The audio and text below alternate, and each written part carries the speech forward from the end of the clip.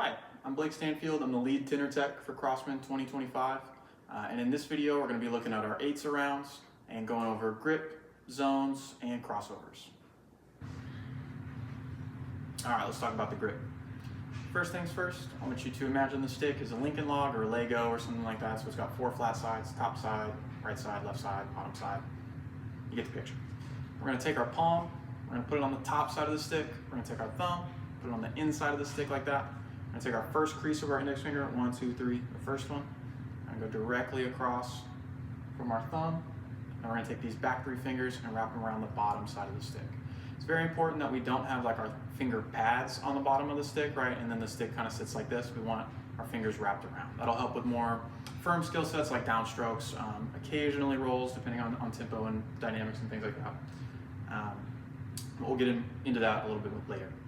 And then lastly, talking about the grip, we're not going to have like perfectly straight lines. There will be a slight inward angle, but we want to make sure that our index knuckle to our elbow is a straight line. Cool. The way the stick sits in our hand is going to allow for a natural inward angle, but the important straight line that we need is that elbow to index. Cool. All right, let's talk about the zones. So I like to imagine having the Evans logo down here instead, over here on drum 4, here on drum 1, here on drum 3, etc. The reason for that is you can put your left bead on the E, right bead on the S. Same thing over here on the E and the S. Notice my left bead is a little bit above. I'm stacking, I'm not doing even like that. Cool, I'm going like this. Slide bead stack. Same thing over here on drum 3. Got the E and the S still, but my right stick is on top. Cool. And that kind of windshield wiper motion just happens naturally as you move around the drums. All right. And I also feel like there's a very slight right on top on drum 1. I'm talking very slight. If you think about it too much, you're probably going to do it too much. It should just happen very naturally as you move across the drums.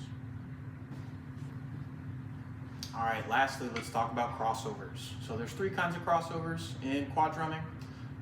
We got fulcrum crosses, which we'll utilize in our across the drums variation of 8's. We got hand crosses, which we don't use that much, and we have wrist crosses, where we cross with the wrist. Wrist is very comfortable, fulcrum is very efficient. For the 8's exercise, we're going to utilize the fulcrum cross. There will be other times when we might want to do wrist crosses for certain things. Maybe we're staying cross for a while, so we want to kind of just hang out here in crossover world for a second. But in this specific exercise, we're just going to utilize the fulcrum cross. So here we go. Let's go ahead and do that variation really quick.